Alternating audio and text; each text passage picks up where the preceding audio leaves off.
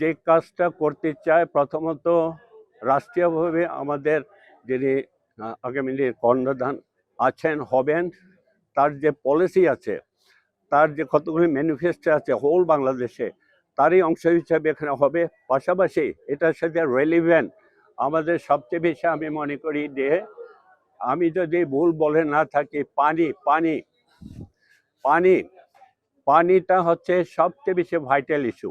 এটা শুধু বান্দরবান না, অল ওভার হেলথ রিস্ক, শুধু না হোল বাংলাদেশ বলা যেতে পারে।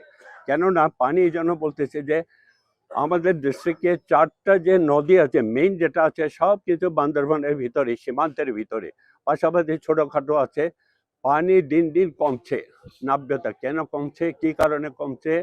ভিম লিকুইড এখন মাত্র 50 টাকা, তেল চর্বি পরিষ্কার করে এক ধোয়াতেই।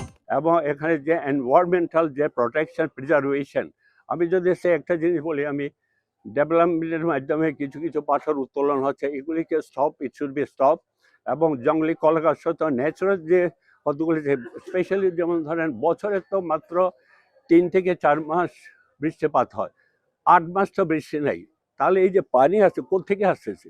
নিশ্চয় ওখানে বিভিন্ন খাদ্যের জঙ্গলে পাথরে গাছপালা প্রিজার্ভ হয়। আমি যদি ভুল বলে না থাকি, সবচেয়ে বেশি প্রিজার্ভেশন হয় জঙ্গলি কলা গাছে। এগুলি ইচ্ছা মতো আমরা কেটে ফেলি। তাই টোটাল জিডিটির সব মার্কিং করে এগুলি নো ম্যানস ল্যান্ড, এগুলি নদীর সম্পদ বা ঝিরির সম্পদ। সবাইকে এটা যদি মানি, তাহলে পানির নাব্যতা বাড়বে। তাহলে কি হবে? শুধু অল ওভার হেলথ ট্যাক্স আমরা জানি মেবি 3 মিলিয়ন ম্যাক্সিমাম। এর বাইরে চিটাগং যদি বলেন আপনি, চিটাগং কয়েক কোটি লোক আছে, আপনি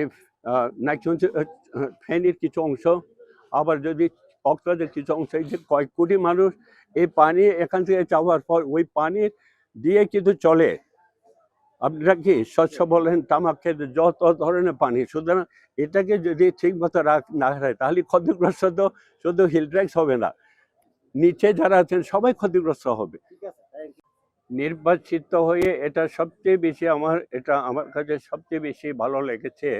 আমি যখন উপজেলা চেয়ারম্যান ছিলাম, সকল জাতিগোষ্ঠী আমাকে ভোট দিয়েছে। যখন ডিস্ট্রিক্ট চেয়ারম্যান, তখন একই রকম।